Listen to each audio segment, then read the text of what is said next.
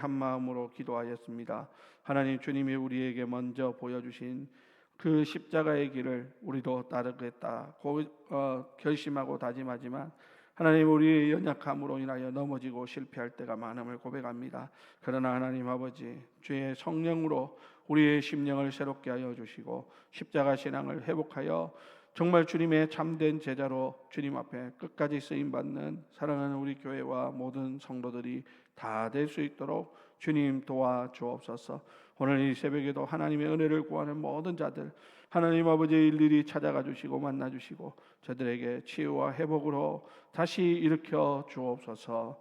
오늘 말씀 가운데도 함께 하시고 기도 중에 응답하여 주시기를 원하며 예수님의 이름으로 기도합니다.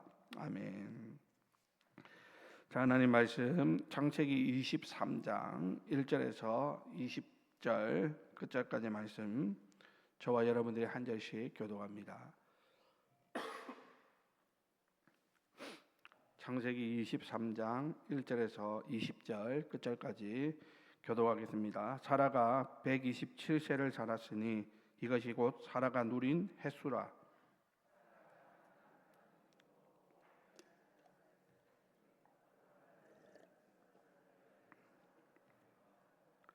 그 시신 앞에서 일어나 나가서 해 족속에게 말하여 이르되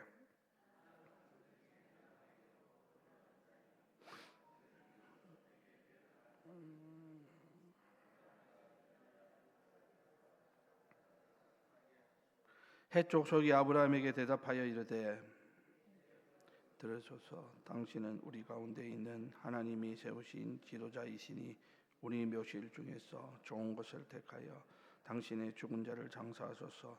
우리 중에서 자기 묘실에 당신의 죽은 자 장사함을 금할 자가 없으리이다.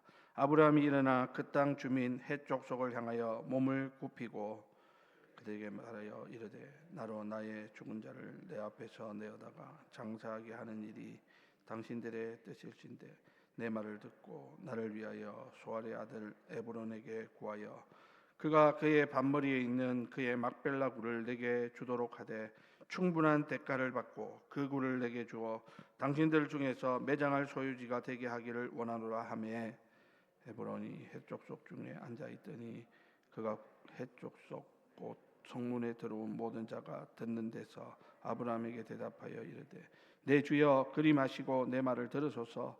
내가 그 밭을 당신에게 드리고 그 속의 굴도 내가 당신에게 드리되 내가 내 동족 앞에서 당신에게 드리오니 당신의 죽은 자를 장사하소서. 아브라함이 이에 그 땅의 백성 앞에서 몸을 굽히고 그 땅의 백성이 듣는 데서 에브론에게 말하여 이르되 당신이 합당히 여기면 청하건대 내 말을 들으시오. 내가 그 밭 값을 당신에게 주리니 당신은 내게서 받으시오. 내가 나의 죽은 자를 거기 장사하겠노라. 내 주여 내 말을 들으소서. 땅값은 은 400세겔이나 그것이 나와 당신 사이에 무슨 문제가 되리이까. 당신의 죽은 자를 장사하소서.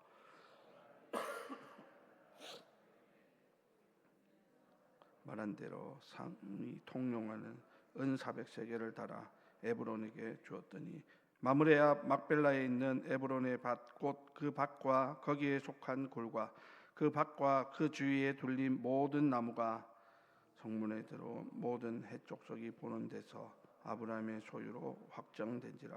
그 후에 아브라함이 그 안에 사라를 가나안 땅 마므레 앞 막벨라 굴 앞에 밭 굴에 장사하였더라. 마므레는 곧 헤브론이라.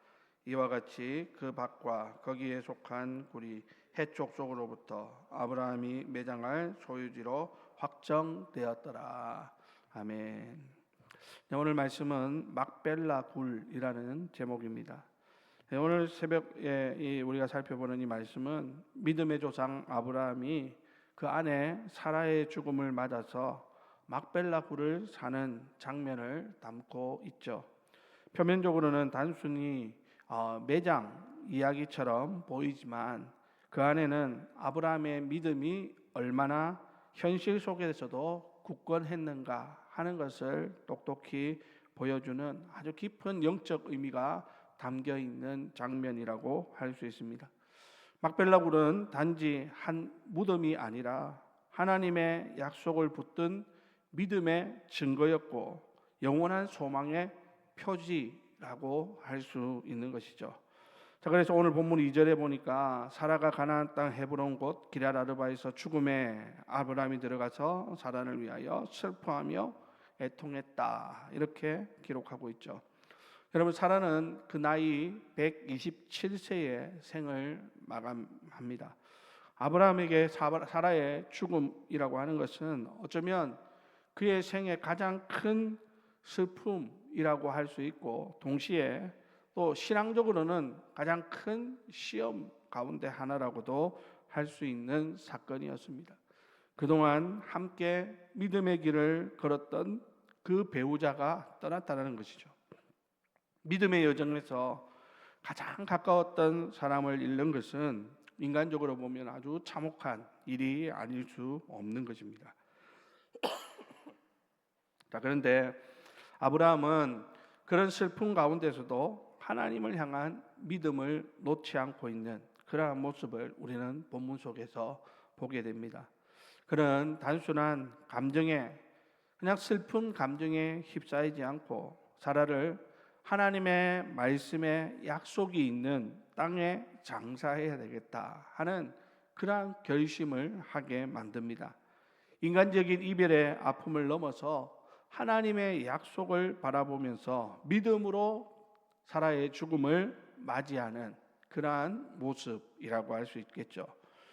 여러분, 오늘 본문에 보니까 아브라함은 당시 거류하던 헷 족속에게 이렇게 말합니다. 4절 말씀 우리 다 같이 한번 읽어볼까요? 4절입니다. 시작.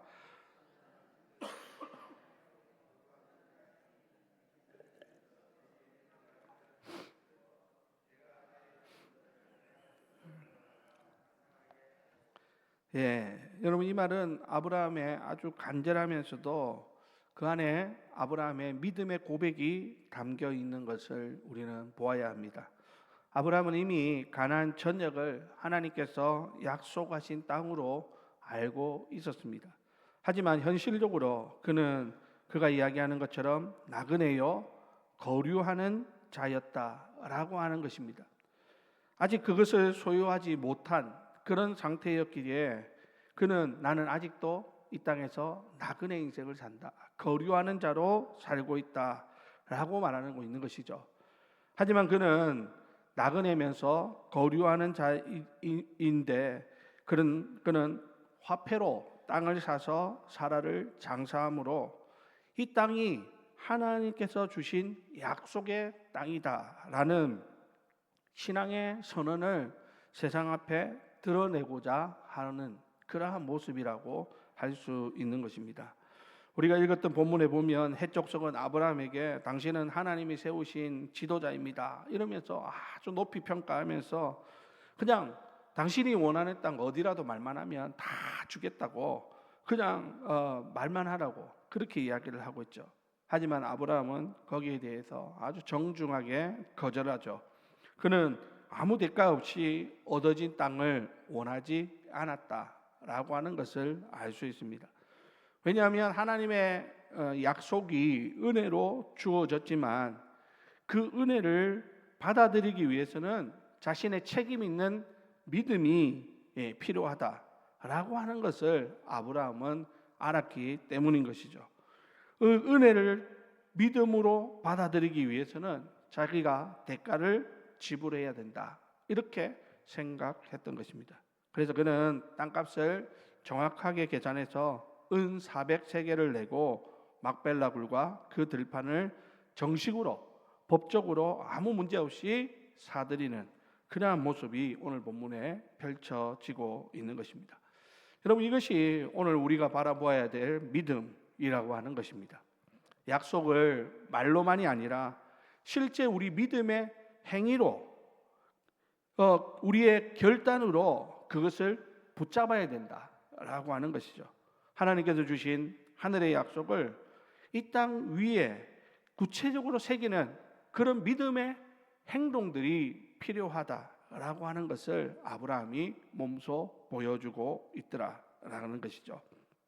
자, 헤브론 근처에 막벨라 굴은 단지 한 무덤이 아니라 믿음의 유산이 된 장소가 됩니다. 훗날 아브라함 자신도 그곳에 묻히고 이삭과 리브가도 또 야곱과 레아도 그 같은 곳에 장사되는 것을 우리는 창세기 말씀을 통해서 확인할 수 있습니다. 즉 무슨 말입니까? 막벨라굴은 믿음의 가문을 잇는 약속의 무덤이더라라고 하는 것입니다. 그들은 애굽이나 다른 나라의 화려한 장소가 아니라 하나님이 약속하신 땅에서 영원히 그분의 말씀을 기다리며 그곳에 묻히기로 작정했던 것입니다. 그러므로 여러분, 지금 아브라함에게 있어서 이 막벨라 굴은 믿음의 상징이라고 할 수 있습니다. 하나님 주신 약속은 때로 아직 완성되지 않은 그러한 모습으로 우리 현실 속에 찾아올 때가 많습니다.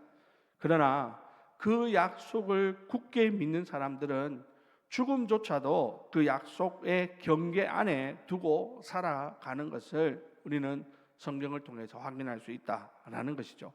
오늘 아브라함은 하나님께서 이 땅을 내 자손에게 주시리라 라는 그 약속의 말씀을 붙들고 약속의 땅 안에 자기가 대가를 지불해서 그 무덤을 준비했던 것이죠.